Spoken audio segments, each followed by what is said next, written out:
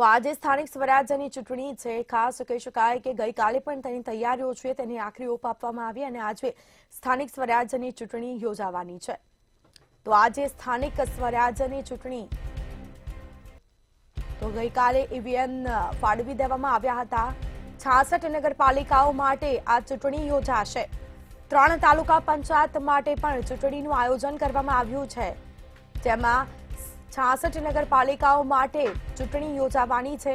તમામ પાર્ટીઓ દ્વારા એડી ચોટીનું જોર લગાવીને પ્રચાર પ્રસાર કરવામાં આવ્યો છે। પ્રજાઓને નવા વાયદાઓ કરવામાં આવ્યા છે અને આજે આ ચૂંટણી યોજાવાની છે, સ્થાનિક સ્વરાજ્યની ચૂંટણી।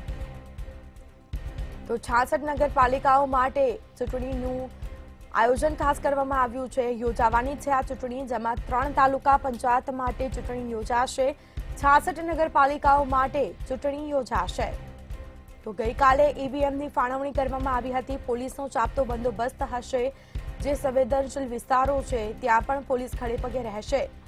પોલીસના ઉચ્ચ અધિકારી પણ ખડેપગે ફરજ બજાવશે। સાથે જ 66 નગરપાલિકાઓ માટે ચૂંટણી યોજાવાની છે, જેમાં 3 તાલુકા પંચાયત માટે ચૂંટણી યોજાશે। તો રસાકસીનો જંગ જામવાનો છે।